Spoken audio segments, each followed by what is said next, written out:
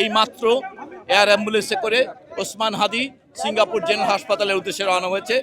যে শরীফ ওসমান হাদি গুলিবিদ্ধ হওয়ার পর থেকে ঢাকা মেডিকেল কলেজ এবং এভার কেয়ারে ধারাবাহিকভাবে তার চিকিৎসা করা হয়েছিল এবং সেই চিকিৎসায় তার বর্তমান অবস্থা এয়ারলিফট করার জন্য যখন সন্তোষজনক হয়েছে তখনই আমাদের সরকারের পক্ষ থেকে সিঙ্গাপুর জেনারেল হাসপাতালে তাকে শিফট করার জন্য অ্যাম্বুলেন্স আনার প্রস্তুতি নেওয়া হয়েছে এবং তার প্রেক্ষিতে এয়ার অ্যাম্বুলেন্স এসেছে সকাল 11টার দিকে এবং তারপর জীবন অবাক না করলে কে করবে? 28% মিল্ক ফ্যাটের অবাক করার সাথে ফ্রেশ মিল্ক পাউডার। জীবন অবাক করুক প্রতিদিন। এই মাত্র এয়ার অ্যাম্বুলেন্সে করে ওসমান হাদি সিঙ্গাপুর জেনারেল হাসপাতালের উদ্দেশ্যে রওনা হয়েছে।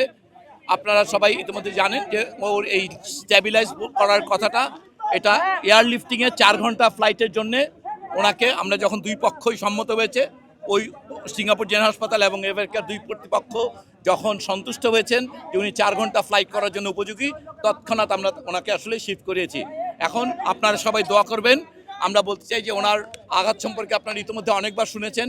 ওনার গুলিবিদ্ধ যে মস্তিষ্ক, সেটা ছাড়া বাকি অর্গানগুলো আল্লাহর রহমতে বলা যেতে পারে কিডনির, হার্ট এবং রেসপিরেশন, এই 3টি ক্ষেত্রে এখন পর্যন্ত এটাকে নিয়ন্ত্রণযোগ্য এবং বিভিন্ন ওষুধ এবং অক্সিজেনের মাধ্যমে সেগুলোকে মোটামুটিভাবে এখন পর্যন্ত নিয়ন্ত্রণ করা যাচ্ছে, যে কারণে উনি এই ফ্লাইটটা কমপ্লিট করতে পারবেন।